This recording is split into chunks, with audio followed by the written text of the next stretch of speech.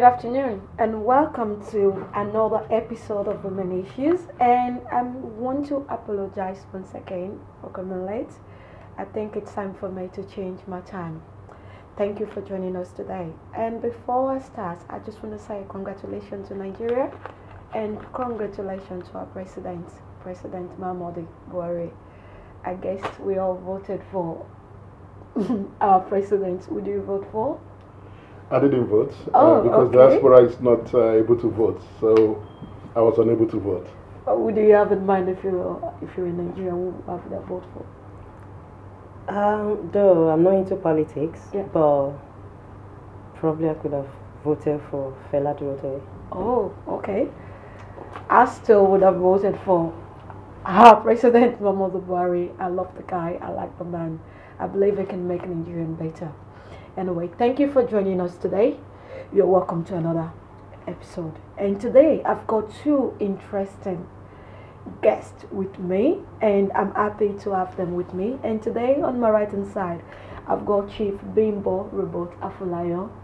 Thank you for joining us. Thank Chief you. Bimbo Folayan is the Executive Director of J. Williams Limited Promoters and the Nigeria Diaspora Direct Investment Summit. He has also worked with the Guardian newspaper and was the publisher of UK-based tabloid called The Main Issue, and also a former chairman of the Central Association of Nigeria in the United Kingdom. Thank you so much for coming Thank you. today. Thank you for having me. You're welcome, sir. And to my left hand side, I've got my beautiful sister, Bimbo Benson. Thank you for coming today. Thank you for having me. Bimbo Benson is an IDVA consultant, and that is Independent Domestic Violence Advocate. She did Computing and Information Technology System back in the uni. She is a wife, a mother, and also the present founder and the owner of both Bima Collections and Bima Cakes. Thank you for joining us. It's my pleasure to be here. Thank you Hopefully, for having me. we will taste your cake one day in our studio. Sure. Thank you. And today, I want to be talking about child abuse and child maintenance. And I want everyone to understand the word child abuse and child maintenance. When I talk about child maintenance, most people don't understand the words about child maintenance. And when I talk about child abuse, there are different forms of child abuse. There is sexual child abuse. And today, I just want to enlighten us more, as a parent, what to look for in a child, to know if they're being abused or not. And I'll be going to my guest, Mr. Chief Bimbo, to ask, what do you understand by the word child abuse? I think child abuse is when a child is being abused in any form or in any way. It could be emotional, Yeah. it could be sexual, it could be by violence, Yeah. it could be by oppression, even amongst mates. And guess what? When we parents, when we leave our children into their devices, we allow them in their rooms, we don't talk to them. That's some form of child abuse too, because a reasonable parent should engage with the child 24/7. You give them their space, but then you try to know what's going on in their lives.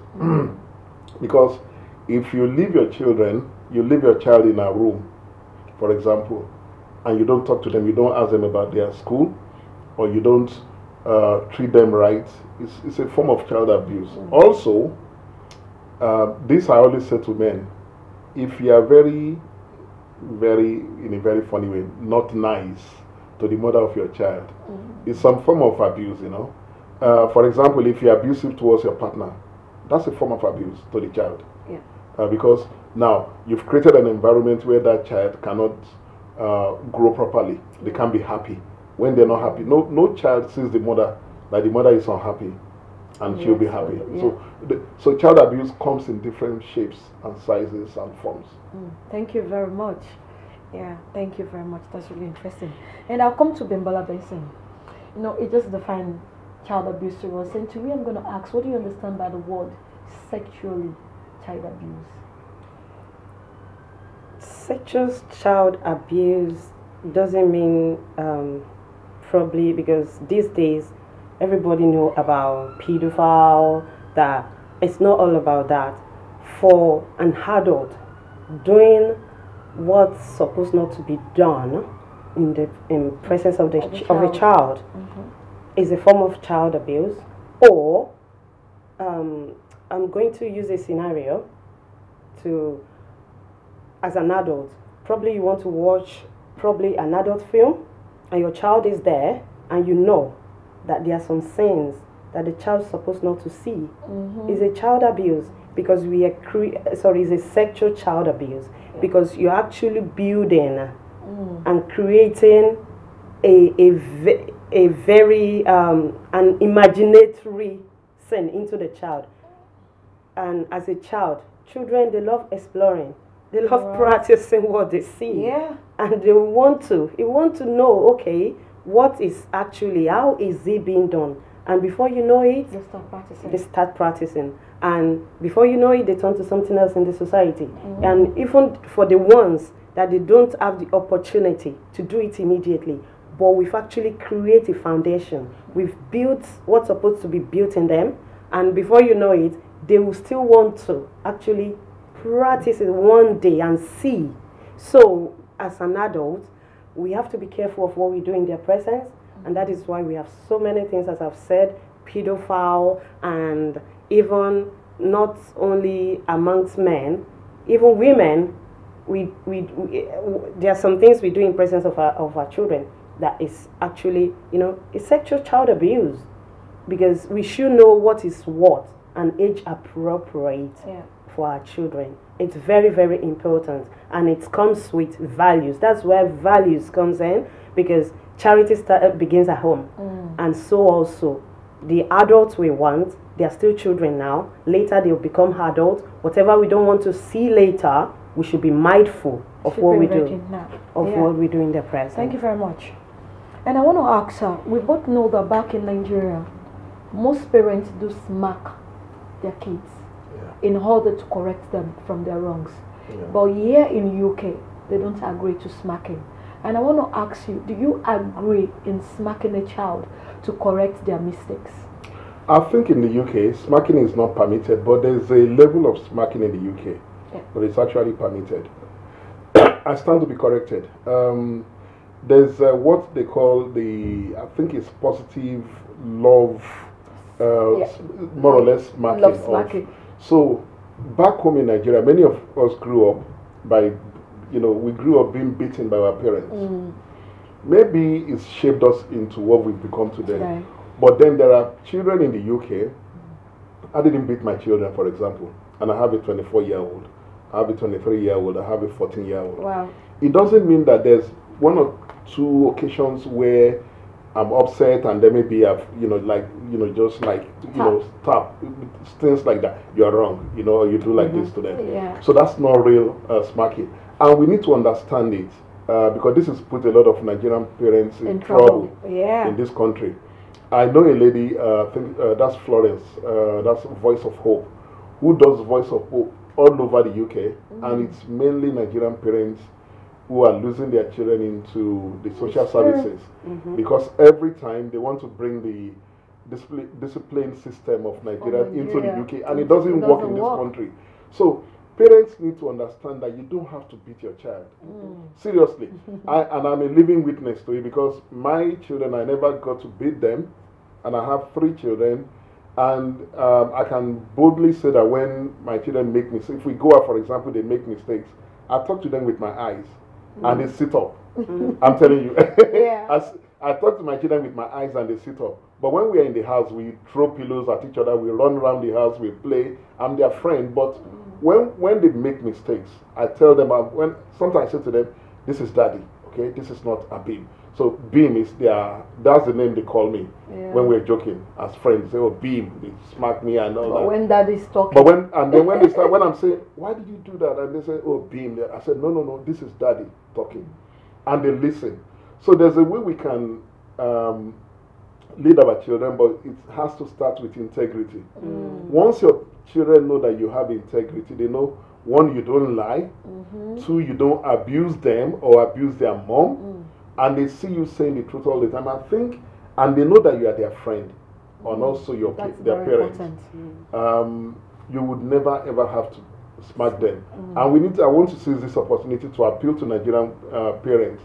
Please don't beat your children. It has landed too many people in trouble in this country. The government of this country frowns against it. It's not allowed. So many people have lost their children into social services, and it happens all the time. We hear about all of these cases every day. We've made a lot of publications. We've said a lot of things online. We've gone on Facebook. We even organized conferences with that's Voice of Hope. Several years back, we had lots of town hall meetings with Nigerian parents. Don't beat your children. This is not Nigeria. And I'm saying this even to Africans in general. So you can bring them up, you can give them the best upbringing, even without beating them. That's a reality. Thank you very much. Before I come to you, I just quickly want to add to what you just said. There is this woman that I know some years back. I think she has 3 kids, and the oldest is a girl. I think as at when I met her, the girl was 12 years old, and now they are all in social care today. Yeah. They are with foster parents. Benson, the girl had to report to a class teacher that the mom usually only feed her with this Nigerian food, which is called eba. That's cassava flakes. That's the only thing the mom gives her. And they want to eat McDonald's, they want to eat chips, they want to have chicken and chips, but the mom keeps saying, no, chicken and chip is not our food. Eat eba, eat pounded yam, eat this. You know, now I'm using this opportunity to appeal to mothers out there. I don't know if your child is receiving benefits. Please, this is non-Nigerian. Chicken and chips is also food. If they want chicken and chips, please buy it for them. If they want baked beans, because children like to try different things. Once they go to school, they see all the kids eating spaghetti bolognese. They want to try it. Allow them to try it first, even if they won't like it, but let them try it. You know, so it's just so sad that a social worker ends up taking these women 3 children simply because they went to school to complain that the only thing she gave us at home is eba and egusi, is this and this, that we want, but you know, we want noodles, we want spaghetti bolognese, but our mother don't give it, my mom don't give it to me. You know, there are so many things that we mothers are failing to realize that makes social worker takes our children away from us. Okay, can I just quickly add that I think the key is for we parents to be flexible. Yes. To also understand that the children that we're bringing up today, they're different from the background that we came from. Thank you, where sir. things were very rigid. Where the dad is the king, he comes in like some giant, and the mom shouts all over the house. Now we live in modern times where we live in real time. The children, they're on the internet. They see other families. They see, we live in a global village now. People need to be flexible that while it's good to let your children know about your culture and your tradition, they need to be eating there. But yes, introduce it to them. Introduce okra to them, but then allow them to come with their own food as well and celebrate it with them. Eat with them. So the challenge is, what we do is that we allow our children to, they watch TV, they see all of these cooking programs by the chefs. So we say, oh, it's your turn to do it. And they do it, and they're so wonderful, and now we eat it too. That's it. Thank you so much, sir. Thank you so much, sir. See, how do you think we can stop a child being abused? Stopping a child being abused, as I always say, there's an adage from my place that says, you know, fish, fresh fish, when fish is fresh, it's able to bend, but when it's dried, you can't actually bend the fish. So I think stopping a child being abused is we parents checking ourselves, or carer or adult checking ourselves, because if we stop abusing ourselves, it will be easier to stop child abuse. Because it's abuse is into adults as well. It's not all about I would like you to repeat that line, that if we stop abusing ourselves. Yeah, if we stop abusing ourselves, it will be easier I to hope stop can hear that. abusing a child. Yeah. Because if you love yourself, it's easy to love someone else. okay, if I can buy myself, I will go to the level of a child. If I can decide that I want to eat whatever I really want to eat, I should know a child has a choice. It's all about choice. The reason why I actually said about the an adage that I actually explained earlier is whatever we put into a child that will see. So if we actually put in abuse and every day, then that's what we're going to see. But if we put, if some values, you measure them, you help them grow step by step. We guide them. That's the word I want to use. If we guide them step by step on a daily basis, because we do things on a daily basis, then we're going to see the results. We won't even come to a stage of beaten, because that's what we were being done to in our time. We were being beaten, not smacking, because I've seen even Blair, in the time of Blair, on the TV, that said he'd actually smack his own child, not beating. If you smack a child, you don't leave a mark. No. Yeah. If you smack a child, they don't feel the pain. Yeah. But they know that they've done something wrong. You've corrected them, and don't do it again, or do the right thing. So if as adults, as Bimbo has said, if we do right things in the presence of a child, then children, they are just like ants. They follow themselves. Whoever takes the lead, they follow. Children are like that to us. We're caretaker. Why don't we do the right thing in their presence? And they can do. That's what they want to do. That's all. They want a role model. They want somebody to do the right thing, and they follow. So, stopping a child abuse, we need to correct ourselves. And it will be easy. I really love this. Thank you. I love this. I love this. I love what Bimbola just said, because what you have said is that for children to, for us to stop abuse, we are the ones that show it. So we are the examples for the children. We are the mentors. So we need to see our children as people who, with very clean, it's like a clean slate. Their minds are very open, very plain. And it's what you feed into it that they absorb.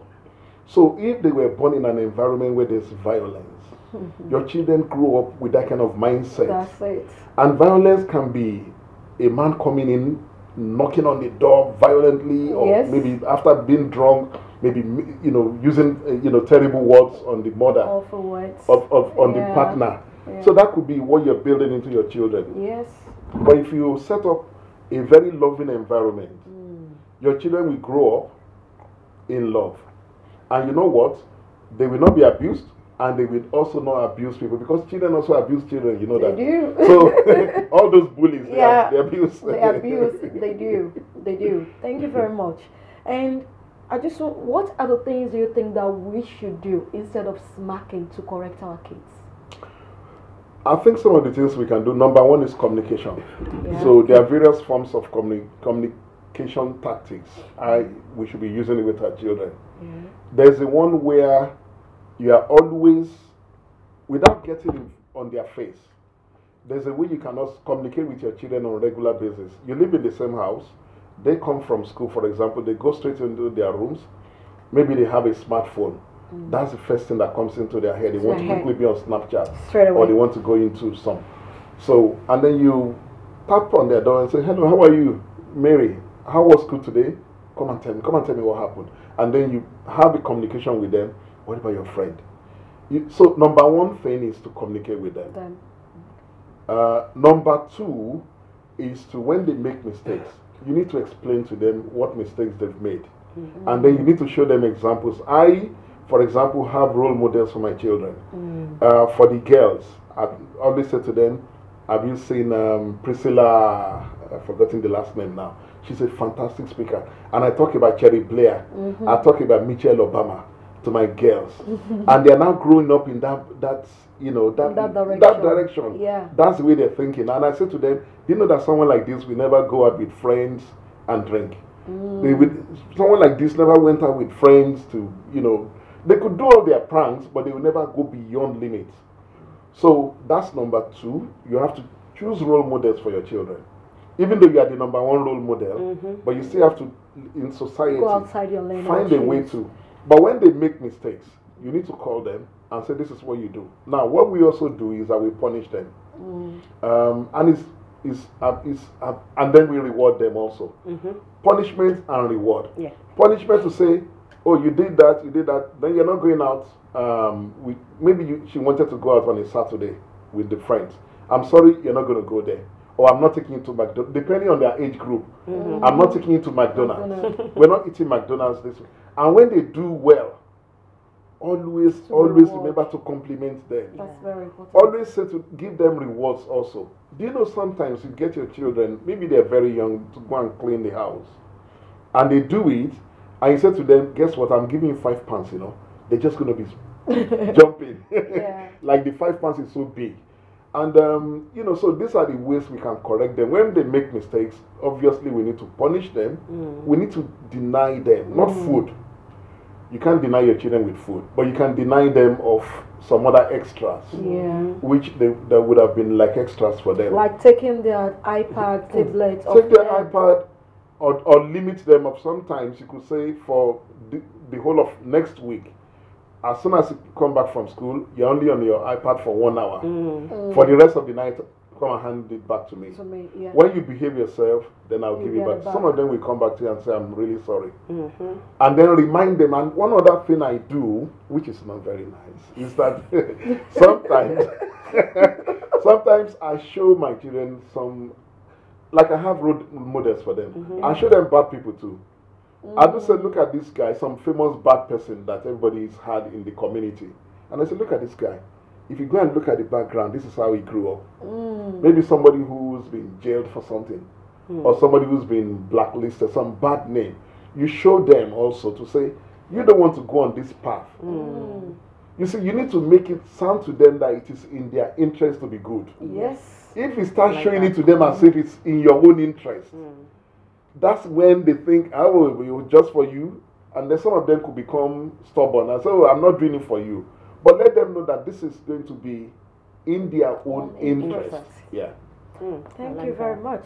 So, when I was doing your introduction, I introduced you as a wife and as a mother. How many kids do you have? I've got 2 lovely boys. Wow, 2 lovely boys. Okay, I'm not going to ask you their age because we know that at times they said boys are more, how do I put it? They said they're more of a work than girls. Than girls. So I just want to ask you, how do you correct them when they do something wrong?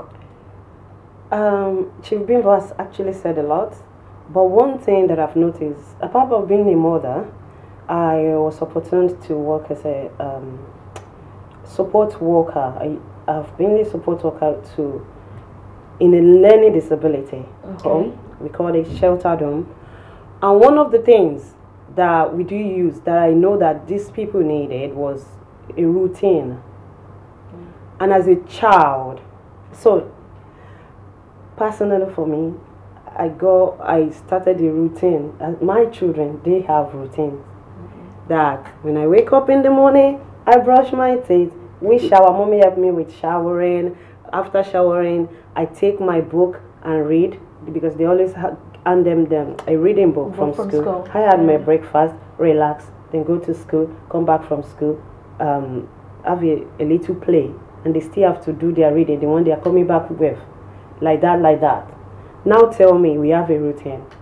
There's playtime. And it makes it, for me, easier because I don't really need to beat. Now, where I'm going is, don't get me wrong, sometimes they don't want to do what they have to do, especially when it comes to reading. They always want to play. But that's why I said, Chief Bimbo has really said a lot that I do a lot of rewarding. And if they have reward, I do a lot of denying, which is punishment to them. They cannot have it, and we have a shot in their room. When you're good, you get a star.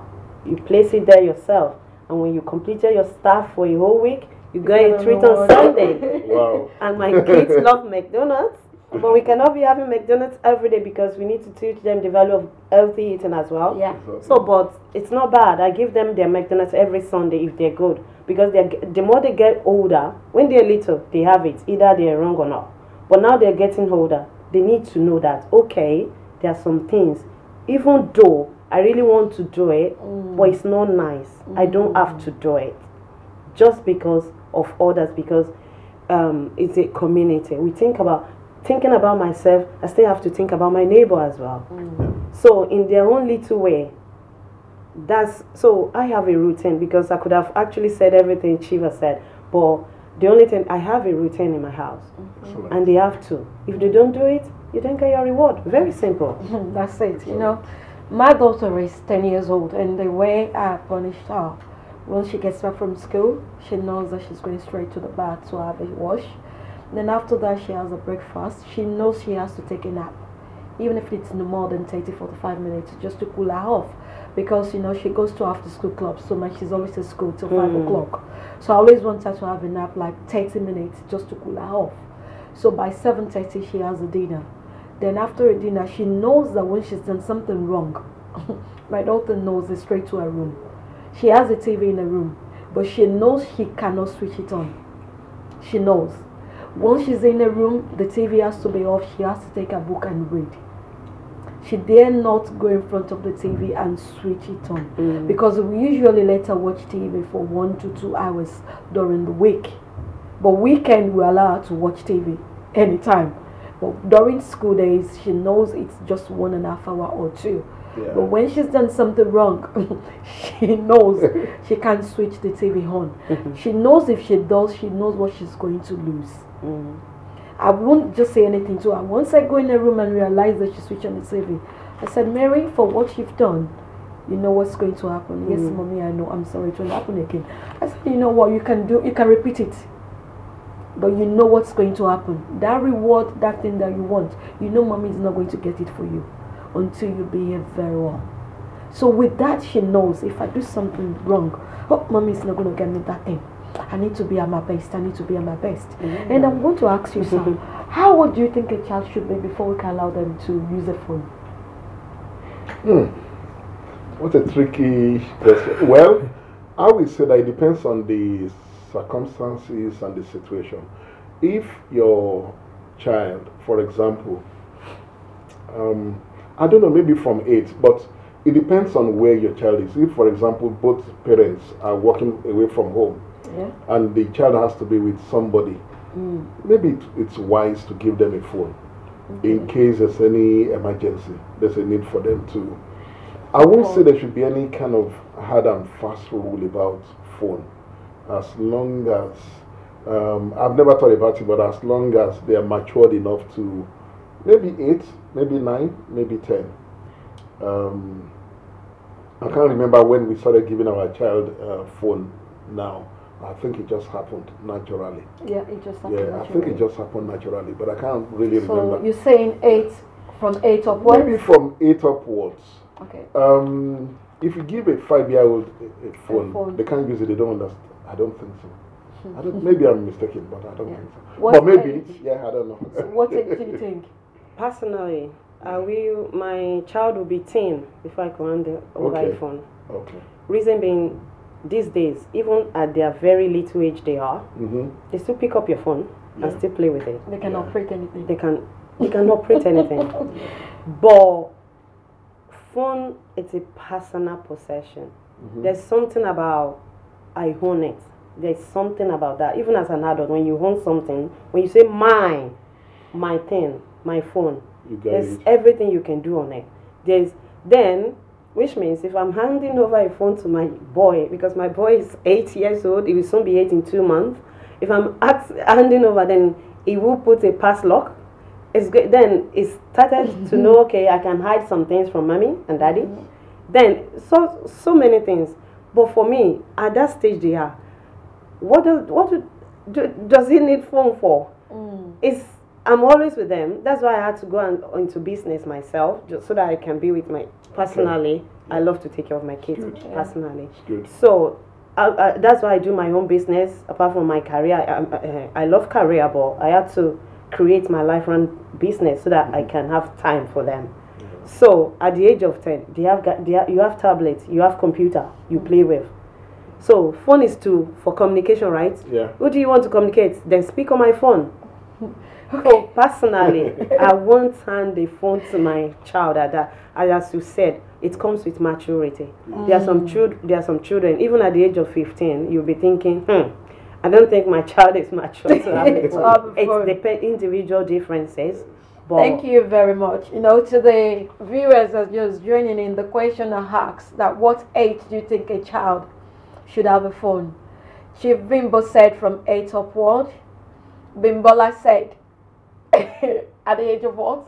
Teen, I think probably about age of 14. 14, 13 upwards. 13 start from teen. Teen, yeah. So, you know what? If you have anything to say about that, or in case you have another thing you want to say about the age to give a phone to your child, please call in and let's hear you out.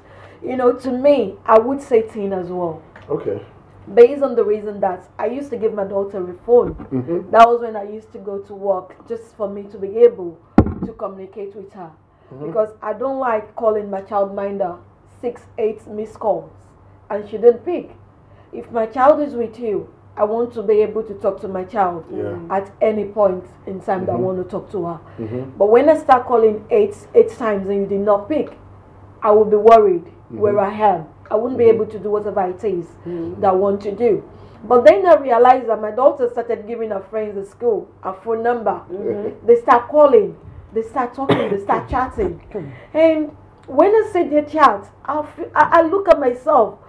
Are you sure this is a 9-year-old chatting? I'm like, no. Even me, I can't even chat this way. You know, the level of the exposures the phones are giving them, it's way, way too much. And before we know it, we are destroying them.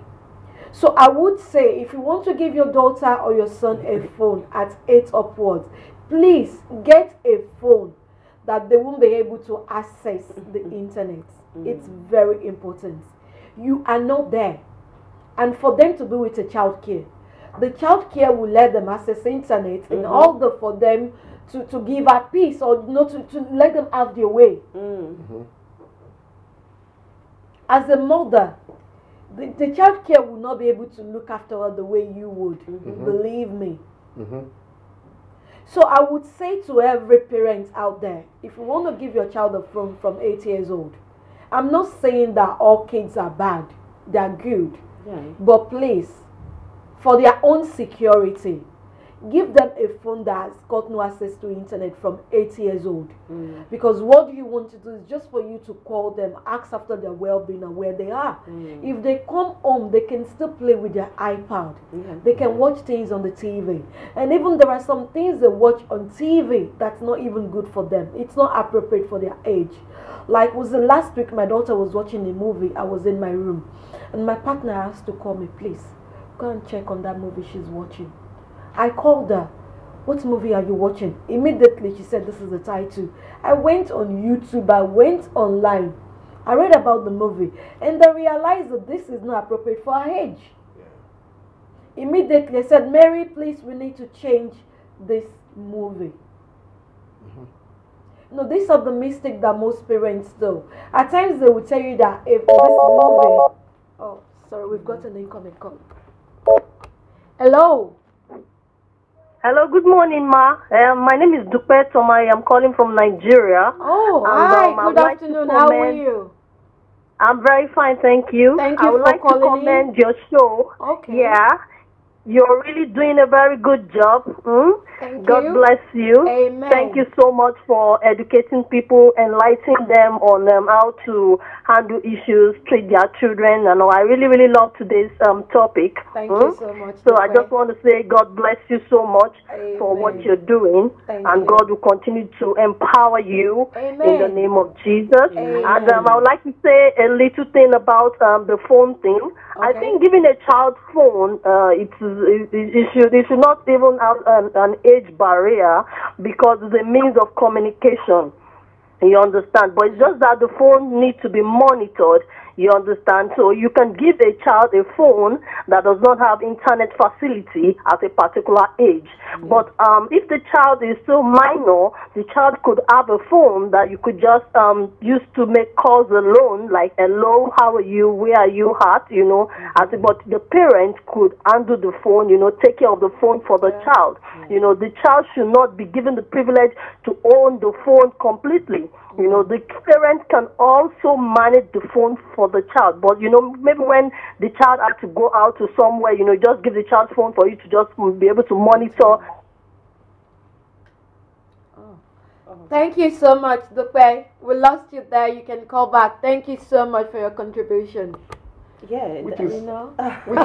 which is what I thought. Yeah. I was thinking that because of the age that we live in and a lot of abuse going on too, maybe, and I agree with you, maybe a phone that doesn't have internet access for a very young child whose parents have gone away, and they are in the care of somebody who may be abusing them. Let me tell you one story.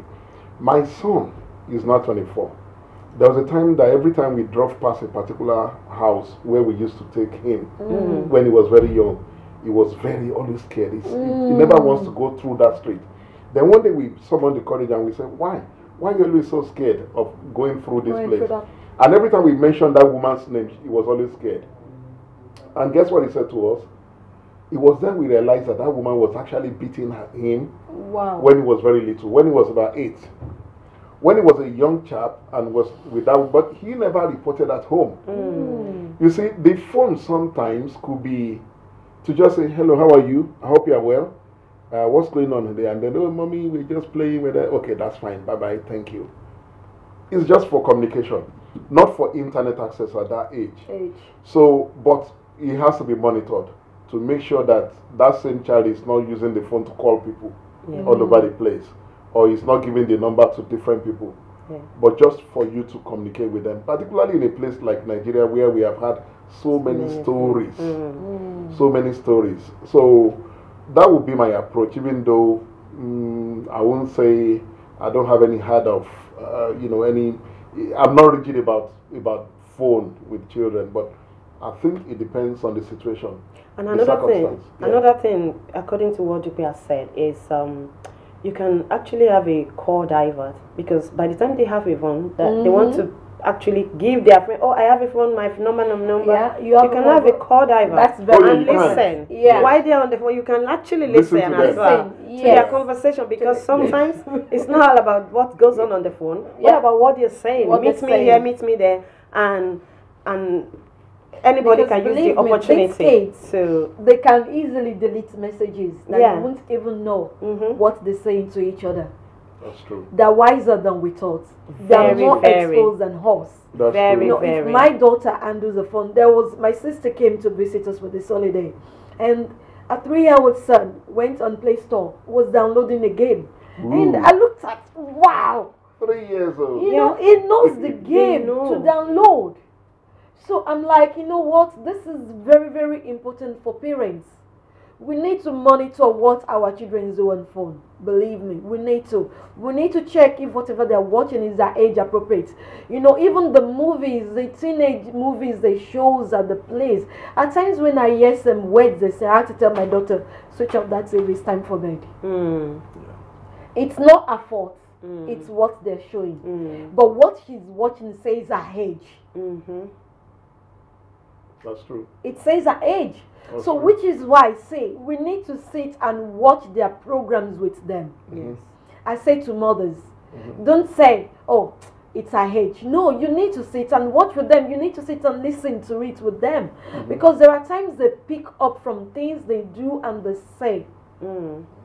Which is very, very important. You know, there are times that when my daughter uses some words when I'm talking to her, I'm like, at your age, I don't even know the meaning of these words. So it's they're so intelligent. I'm telling you, it baffles me a lot. So fast. The world today, it's really, really vast that we need to create the bond between us and our kids. As Josephine has said, we need, and you actually mentioned it earlier, we create a relationship. We have to be our kids' friend and bring them to that stage where they can tell us and tell us but do you know, anything. But do you know that I've heard some parents say, I'm not a friend to my children, I'm their father. No. And I said, no, that's a mistake. No. That's a mistake that sometimes we make. We think we're just sitting on some high horse and they are there, we're just packing orders on them. No, it doesn't work. Not in this generation. Yeah. Maybe in the past generation, the daddy is up there. When he parks his car, everybody's running into their rooms. Now it's different. It's a different The daddy is case. coming in, they're doing high five to you, Yeah. and you're doing the same to them. Yeah. And and you're getting on. It doesn't stop them from being disciplined. It only brings you closer To them. It brings you closer to them. So we need to create that bond with our family, with our children, and the only way we can have a fantastic future, a better future, is from the home. Yes. It is the environment we create. The moment you allow your children to stay away from you, stay away from you means that you allow them to their devices. Yeah. You're not communicating with All them. the time. Then you are in trouble. Because now, if they want to go and take some advice from somebody, they won't come to you because you are always too harsh. They will go to the person that will say, oh, yeah, let's go ahead and do it. You're about saying that whoever give them the opportunity, that's where they run to. Exactly. Thank you very much. And before I continue, I just want to say thank you, Dupe, for calling in. Thank you so much. And I have a very important question I want to ask. Do you feel as a parent, or think as a parent should report a family member that sexually abused your child to the authorities? Oh, yes. Actually, listen, parents need to understand that if anybody in your home does anything that is against the law, honestly, report the person, even if it's your child. Never be scared. For even me, if it is your brother, I'm telling you that there are limits though. Maybe if somebody beats your child inside the house, you can try to settle it internally. Okay. And just say. Let me put it this way. Okay. Don't let me use child abuse. Sexually. Okay. If anyone in the family abuse your child sexually, do Okay. you think or feel you should report this person to the right authorities? Okay, so let me explain it now. The way we approach it is this. It depends on who, the situation or the circumstance. If it's cousins, maybe if cousins are visiting, Nieces and nephews. and they do that kind of a thing, then you try to correct them internally. Because I don't think it's necessary to take that out of the house. I will cut you short, sir. Yeah. Sorry. Okay. No matter who it is, sexual abuse. Let me tell you something. You correct it first time, and it gets away with it, he's going to do it somewhere else. Okay. So. It's a sexual abuse. I'm not saying, well, thank God we're not in the country that they kill anybody, but they need to be corrected. Yes. They will continue doing it and they will get away. Anybody, I'm sorry, even God forbid, because my husband is not like that. Yeah. Even if it is my husband, they have to be reported. Yeah, but if little kids, get into some pranks and you catch them doing things like that, you can correct them and see whether they get better because they are little kids. But that's the way we approach it. But if it's an elderly person, if your brother or maybe your brother or your I will sister, ask for the age of the kids. oh yeah, it depends on the age too. I want to ask I'm Bishop. just going to quickly pick this call. Hello, good afternoon. Good afternoon. Oh. This is Princess Iheanacho, and I'm actually joining your conversation. I hope this is Heritage. Okay. I hope. Chief Prince Iheanacho Thank you very much. from the US. From the US. Thank you very much and good afternoon. Thank you for joining. What's your question and who is your question for? Oh, well, I just wanted to contribute to your discussions, and I want to thank my good friend there, Chief Bimbo, for all he is giving out, and all of you, I want to say well done. Thank you. Thank you. I just wanted to hopefully add to the conversation by saying that, we are living in a world where people seem to wonder why children are killing themselves and or committing suicide. But then we tend to forget that nature has it that human beings and human babies are the only creatures on earth that requires nurturing from infancy to adulthood. I think we are making the mistake of not nurturing children from infancy to adulthood. And we are actually going the path of animals that only nurture briefly. I think it's important we understand this point. When we nurture briefly, okay, because of course even our so-called primates, an ape age 3 is totally independent of its parents in the wild and can survive the harsh wild.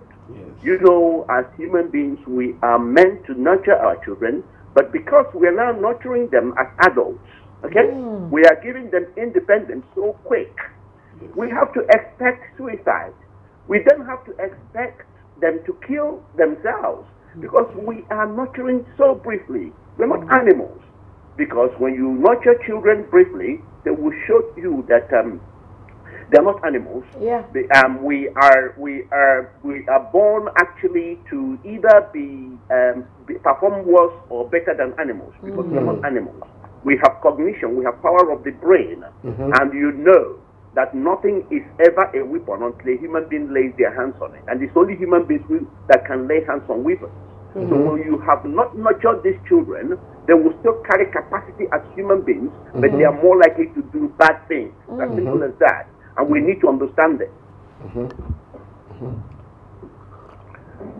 Thank you very much. Thank you very much. Can I just add that Prince Eze, really nice to hear your voice this afternoon. He's a community leader. We lived together in London until he went to the US recently. So we're waiting for you to come back. We miss you here. And I'm coming soon. I'm coming And he's a philosopher. He's our philosopher in the community, actually. Wow, that's good. Thank you so much for calling in. We appreciate that. Thank you so much. Keep watching the show. You're welcome, and I'm enjoying it. Just keep up the good work. Thank you so much. Thank you. Keep watching. Wonderful. Thank you, Ade, for linking me up. Okay. Yes. Thank you. Bye. Okay. So let me clarify that. Yeah. So I believe that every antisocial behavior needs to be reported, okay? Anything that is like a crime. But you see, we need to also know the limits. There are some that like pranks. We played it when we were growing up. Like we see some girl that we were growing up together, we get under the table and then some adult comes and, what are you doing there? And they smack us, and that's it. So that will not be abuse, that will be children trying to do something that is wrong. But when it comes to abuse per se, yes, I think it has to be reported to authorities, regardless of. But it depends on the age also. Yeah. Before you go on, whoever wants to perform an abuse have capacity. They will know what they are doing. Though, as the Prince has said, the way you nurture a child matters. But when it gets to the age that they can actually perform a sexual abuse, which means it's either they themselves have been abused, they've witnessed it, as we said earlier, and they want to practice it. Believe me. And let me tell you, if actually they get any abuser that get away first time, because I've worked with, as I've said, as an independent domestic violence, I've worked with police before in domestic violence unit. When an abuser get away with the first time, they're coming back. They are coming back. Okay, thank you so much. And to me, I would say, regardless of who the person is, please report it. Because, you know, I've seen people, I've seen ladies, I've seen men that have been abused, and I can tell you up to now, the abuse is still affecting them. Because during at the young age that they were being abused, you know, normally the abuser would tell you, you cannot say a word. And they don't talk until they are old. They don't talk. There is no one that's been abused at a very young age. You will not see them to come out and say what about it. By the time they start talking, maybe they're like 16, 20 upwards. And believe me, and you've done a lot of damage to them. When they realize that this is what you did to them, believe me, you've taken something away from them. You've taken a better part of them away. Because now they start asking them some questions. Why me? Why me? Did I do something wrong? This is not right. And how do you think we can get our kids to open up to us if they've been sexually abused? I think it's the same thing that we've been discussing since. It's about your relationship with your children. right from the onset, if you, from the beginning, you let your children know that there are no limits to what we can discuss. Yeah. So this is what I do with my own children. I say to them, there are no limits to what we can discuss. We can talk about anything under the sun.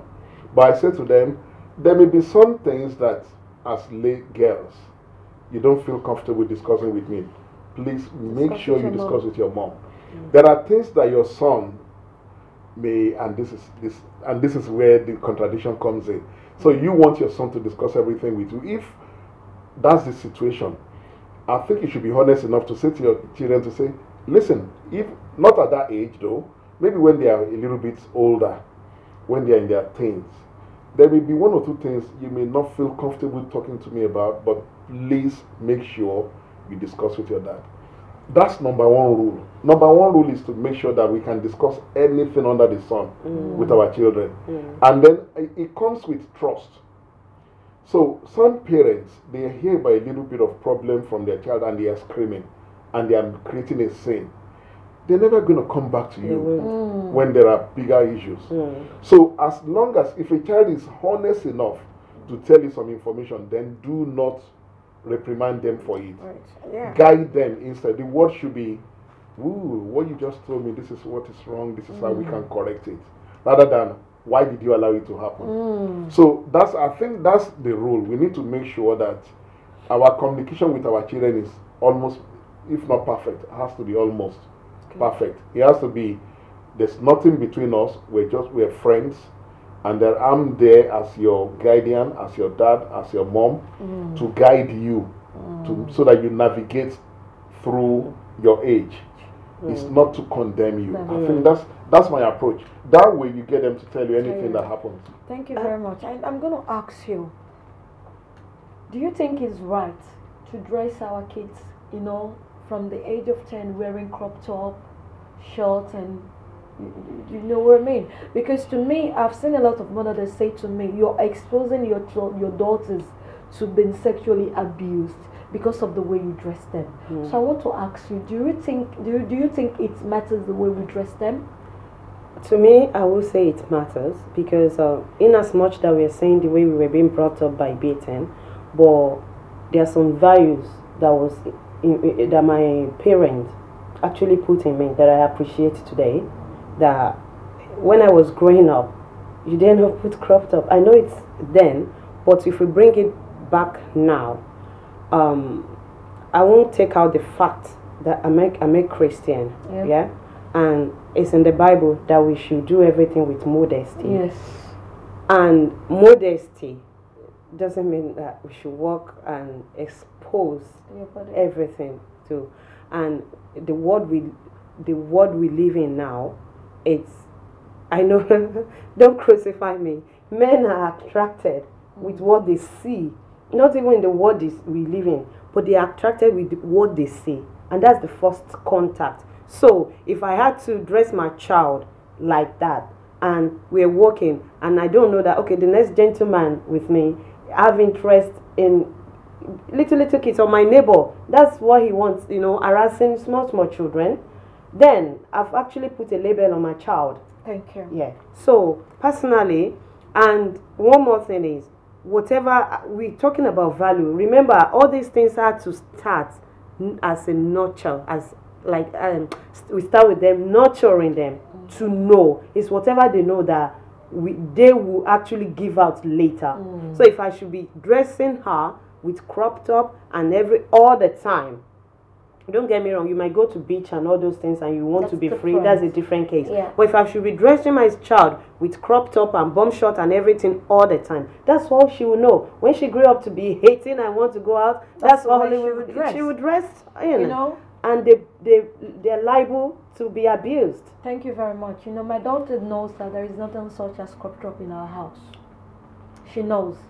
She knows she will never be allowed to wear a crop top. Because, as a mother, I don't even dress to expose myself. So I don't see a reason why I should dress my daughter to be exposed.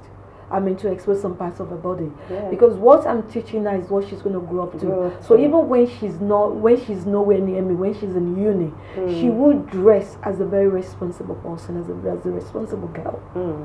You know, I don't believe in wearing a crop top for your child and you're expecting that they shouldn't look at her. Because we have, you know, our kids, the way they are even growing these days, you'll be surprised that when you say a 12-year-old child outside, you won't believe she's 12. Because they grow older than we. And I'm just kind of, and when I see some parents dressed up their kids, I'm like, this is wrong.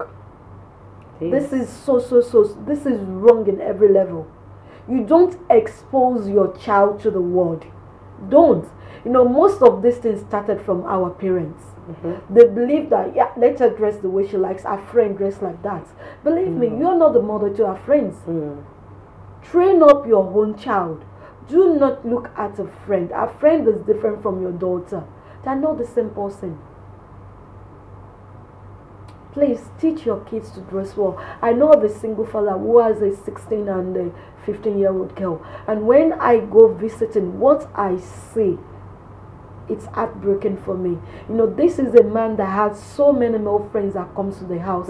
These are grown-up men. And when I see, when I see the daughters coming out with a short and a crop top, I'm like, do you realize what you're exposing your daughters to? Most of your friends are coming in your house. They are grown-up men. And these are girls with proper boobs. You know what I mean? They don't look like 16. They look 20-something. You're exposing them to the world. So what do you want to say about that? And another thing I really wanted us to talk about before my time goes off, that is child maintenance. Okay. You know, when people are talking about child maintenance, I think some people get the word wrong, child maintenance. So they believe that child maintenance is just for you to buy your kids what they want. So I'm just going to ask you to please, if you can define the word child maintenance for us. I think child maintenance is total maintenance of your child, and it goes beyond the materials. Goes beyond paying their school fees, buying them clothes. It actually goes to communicating with them, looking after their interest, talking to your children. You see, every child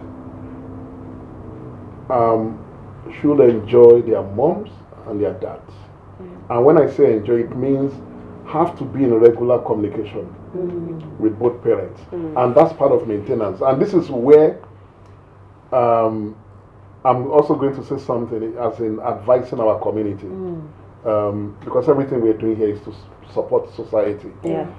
I went to an event about 4 weeks ago, and a lot of us were in a sitting room, and the topic that we were discussing was this single parenthood in the UK, how this is becoming like an epidemic in the UK. A lot of people, a lot of families are splitting, husband and partners are going apart and all that. One thing we've discovered is that usually, and this happens with our women folk, when there are issues between them and their partners, you find that they try to deny the husband, the male, the father, access to the children. And this is, to me, like a crime. It's like a crime in the sense that regardless of what the man has done, regardless of how bad you may think he has been, please do not deny it. I'm sorry. Sir. Unless maybe if it was an abusive father. Thank you. Yeah, there are various, sorry, no, I shouldn't have used that blanket word, but not regardless. If somebody is abusive, sexually abusive, domestic violence, of course, you can deny them access. That's agreeable. But if it's the petty misunderstanding, we're not talking anymore, or we're not married anymore, you still have to give them access to the child. Reason is that the child maintenance is not just giving the child money, not just buying clothes for them, it's actually the child also having the feeling that I have a father that talks to me. You know, because maybe our boys also, they need father figures in their lives. Or even our girls. And you know what, in Nigeria they discovered, somebody did a research and found that most of the girls who are always having sugar daddies, as they call it in Nigeria, are those girls who, when they were growing up, didn't have enough attention from their dad. So they were looking for a dad in their boyfriend. And now they were now going for older men. You know, that's just another topic entirely. But you see, if you are providing enough comfort for your children, as in talking to them regularly, monitoring their movements, being a friend to them, you are doing child maintenance.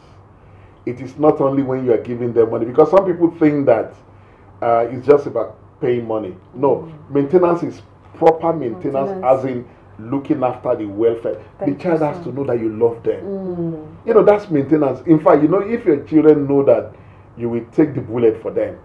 One day I said to my girl, I said, do you know something? If there's a lion coming, there's a lion coming, I said, that lion has to kill me. And she cried, actually. Oh, thank you so Daddy, much, you love me sir. so much. I said, yeah, that's the truth. Thank you So very much. children need to know all of these things. Thank you very much. What do you understand about the word child maintenance? Well, Bimbo actually said a lot, but one thing is, whatever we practice that we want to give, because sometimes we parents, we just say, okay, we love our children, but we're not practicing it. Yeah. So, and child maintenance to me is everything. Their welfare, psychologically, emotionally. The material is just the basis, to be honest, because we know that everybody know that we have to provide for them. If you're not providing for your child, it turns to child abuse. That's just it. But maintaining them now is teaching them, because child abuse and maintenance even actually go inside each other. It's maintaining their values, building values into them, what they are becoming in future, you know, when they are becoming adults. That's why if I want to, if I'm okay, I will use myself as an example. As a child, when my kids are growing up, I have to tell them, okay, when an adult gives you something, you say thank you. When you hurt somebody, you say sorry. The first time they will be like, in fact, my second child had to question me one day, why do I have to say that? I have to explain, because you've actually hurt the person and it's not nice. You have to let them know, okay, you're not doing it intentionally. Are you doing that intentionally? So no, mommy. Okay, you have to say sorry. If I give you something, did you give me money to do it? No. But I've given you. You have to thank me to appreciate. So if we put all these things together, I've built something in him. But now it comes out of them without even thinking, because they know I have to. It's part of maintenance. Because I know the reward later. Exactly. I'm building, you know, I'm mending a future. I'm building a future. Excellent. Thank you very much. I want to say thank you to my wonderful guest today. Thank you for your input. Thank you for everything. And thank you for the ones that called. Thank you so much. We appreciate it. And before I round up today, I want to say something quickly. You know, when it comes to child maintenance, we can divine it in so many ways. But to me, another known form of child maintenance is, as a father, if you can bring a child to this world, please make sure you're ready to be responsible for the welfare of this child.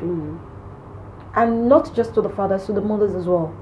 If you can both agree to lay together and bring a child to this world, please be responsible for them.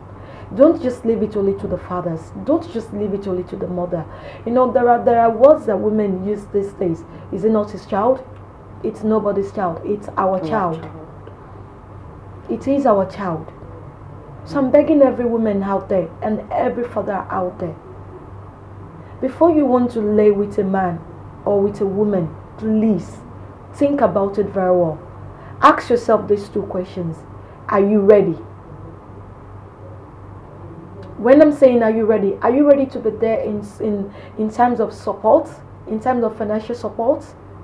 Are you ready to be there for this child?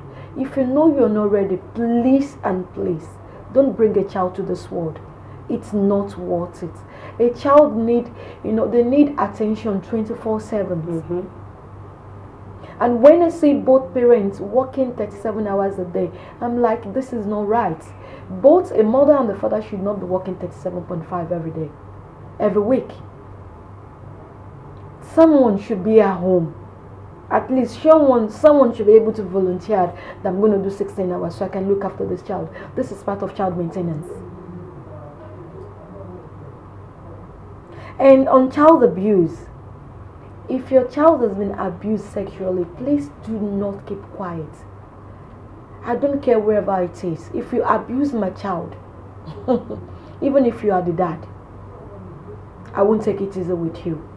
I will hand you over to the right authorities because it is wrong.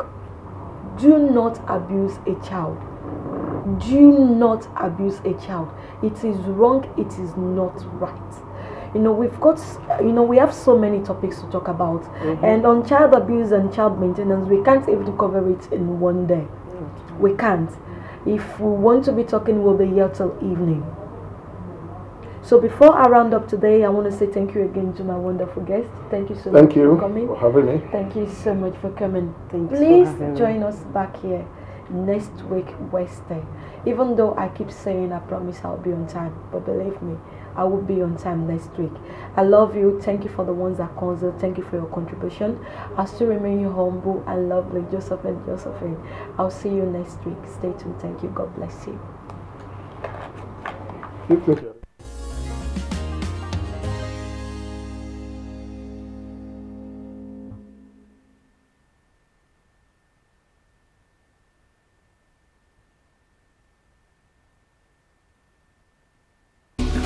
My daughter-in-law. So how are you planning for my son's birthday? No.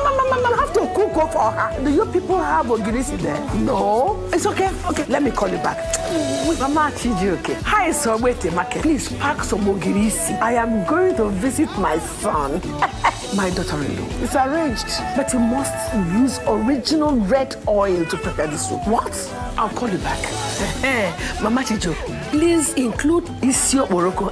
My daughter-in-law. Everything is now set. But don't forget that gold wristwatch I saw the last time I visited. Now you can talk until you tire for just 11 kobo per second. Call all networks in Nigeria and 30 international destinations, including US, UK, China, Canada, and India for just 11 kobo per second. Dial *211# to activate. That's Silk Bobo. The largest data network, Glow, grandmasters of data. Heritage Television. Promoting African culture and heritage at its best. From talk shows that concern you to both local and international news that relates to you. From grassroots football to African children's programs. Heritage Television. We cover your social and special events like weddings, birthdays, church anniversaries, and so on, and broadcast them live on our apps and online. Heritage Television, broadcasting everything about culture and heritage. Heritage Television. We've got it covered. Do download our apps on both Android, iOS, and Windows mobile platform. Heritage Television, your very own TV station.